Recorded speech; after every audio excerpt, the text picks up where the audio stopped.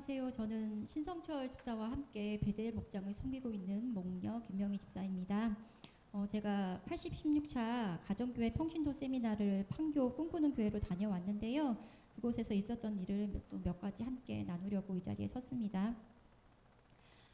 지금까지 2년 반 동안 나름대로 베델 목장을 능력 있게 섬기고 있다고 생각해 왔었는데 목사님께서 이번에는 반드시 세미나에 참석했으면 좋겠다고 거듭 말씀하셔서 이번 가정교회 평신도 세미나에 참석하게 되었습니다. 비행기에 오르면서도 제 마음속에는 최은영 목자님께 5년 동안 목자 훈련 잘 받고 그동안 목사님과 함께 가정교회 삶 공부도 열심히 했는데 굳이 또 세미나에 참석할 필요가 있을까 하는 불평의 마음도 가득했습니다.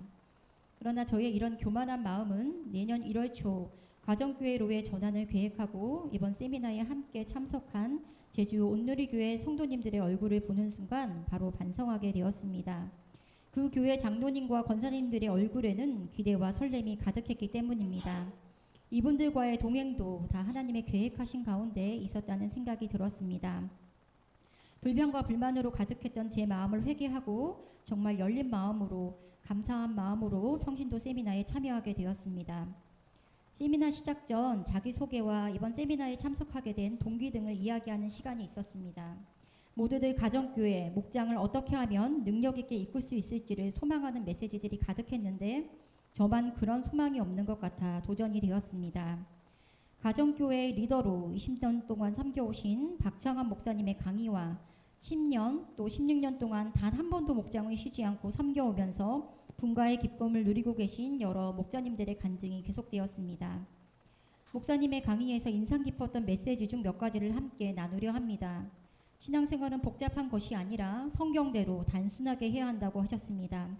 말씀대로 사는 것이 당연한 것임을 받아들여야 목장을 삶으로 받아들일 수 있다고 진심을 담아 말씀해 주셨습니다.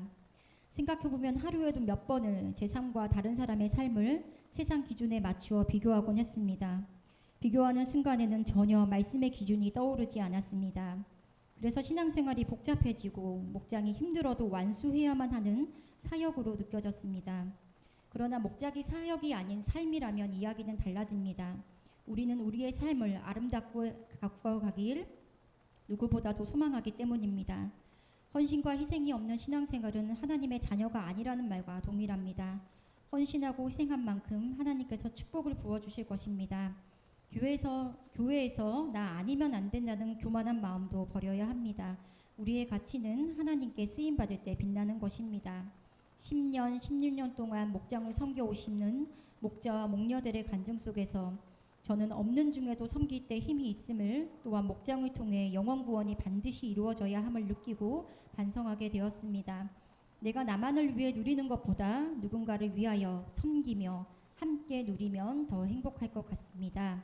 목장은 또 하나의 가정 속 교회 예배하는 곳이며 하나님의 사랑을 전하는 축복의 통로임을 잊지 않고 삶으로 기쁘게 섬기는 자녀 되겠습니다. 감사합니다. 네, 수고하셨어요. 네.